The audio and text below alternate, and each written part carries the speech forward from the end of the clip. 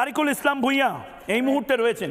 তারিকুল ইসলাম ভূঁইয়া ভারতবর্ষ নিজের অবস্থান স্পষ্ট করেছে, তুমি যদি সন্ত্রাসবাদীদের পাশে হও তোমাকে আমরা চাল ডাল দেব না, এরপরে মিসাইল খাওয়াবো। বাংলাদেশ কি চাল ডাল তেল নুন আটা এই সমস্ত কিছু বাংলাদেশ কি ভারতের থেকে পেতে চায় না মিসাইল পেতে চায়? ছবিগুলো দেখাচ্ছি, দীপাবলির ছবি। ময়ূক, প্রথম কথা হচ্ছে ময়ূক, আপনি কি আমাকে শুনতে পাচ্ছেন? আরে শুনতে পাচ্ছি, এখন অব্দি শুনতে পাচ্ছি।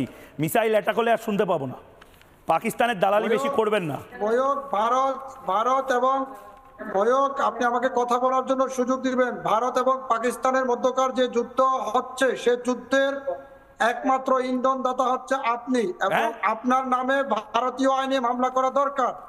আমি আরেকটি বিষয়টা হচ্ছে আপনি কি আসলে হিন্দু না মুসলিম না খ্রিস্টান? আমি ভারতীয়। আমি ভারতীয়। আমি ভারতীয়। চিকিৎসার মাধ্যমে তারিকুল ইসলাম, আপনি যদি শুনুন আমি ভারতীয়, তাহলে আজকের আর শুনুন পাকিস্তানের বিরুদ্ধে লড়াইটা হিন্দু বা মুসলিমদের লড়াই নয়। পাকিস্তানের বিরুদ্ধে লড়াইটা ভারতের 140 কোটি মানুষ বনাম জঙ্গি জেহাদিদের লড়াই। কাটা দরকার আপনার জিহ্বা কাটা দরকার। আপনি লাগামহীন কথা বলতে বলতে আপনার জিহ্বা বড় হয়ে গেছে। আপনি প্রতিদিন বলে যাবেন আমরা টক শোতে এসে শুনে যাব। আপনারা পাকিস্তানিদের সাথে না বিপক্ষে?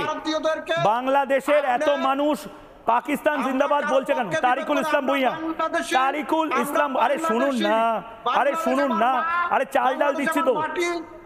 আচ্ছা ক্যাডবেরিও দেবো।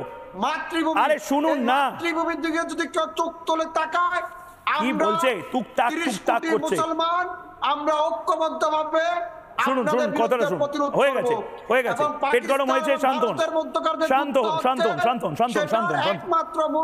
বাংলাদেশে কেউ একটা বলুক ওকে শান্ত করতে। টকশোর কারণে হচ্ছে, হ্যাঁ, ওর অ্যাসিডিটি হয়েছে, ওকে একটা ওষুধ দিতে বলো। গেস্ট টিম থেকে আমি বলবো মনীষা দেবরাজকে অ্যাসিডিটির ওষুধ দিয়ে তারপরে গেস্টদেরকে আনতে।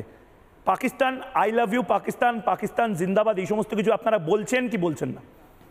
আপনারা কি পাকিস্তানকে ভালোবাসেন? আমরা বাংলাদেশী, আর বাংলাদেশের মাতৃভূমি রক্ষা করার দায়িত্ব আমাদের। পাকিস্তান আপনাদের শত্রু না বন্ধু? পাকিস্তান আপনাদের শত্রু না বন্ধু? পাকিস্তান আপনাদের শত্রু না বন্ধু? তারিকুল ইসলাম ভূঁইয়া, পাকিস্তান আপনাদের শত্রু না বন্ধু? একই করছেন। পাকিস্তান আপনাদের শত্রু না বন্ধু? প্রতিবেশী রাষ্ট্র। আরে প্রতিবেশী রাষ্ট্র তো বুঝতে পেরেছি। হনুলুলু আপনার প্রতিবেশী রাষ্ট্র আমরাও জানি। ভূগোল আমাকে পড়াবেন না। আপনি বলুন পাকিস্তান আপনার বন্ধু না শত্রু? প্রতিবেশী কাকে বলে তাই পাকিস্তান আপনার বন্ধু না শত্রু? আপনি আগে বলুন। আপনি আগে বলুন আপনি কি মুসলমান না হিন্দু? আমি ভারতীয়। প্রতিবেশী কাকে বলে? আমি গর্বিত সনাতনী। পাকিস্তান প্রতিবেশী। আমি হিন্দুস্তানের নাগরিক। ভারতীয় কোনো শব্দ নাই।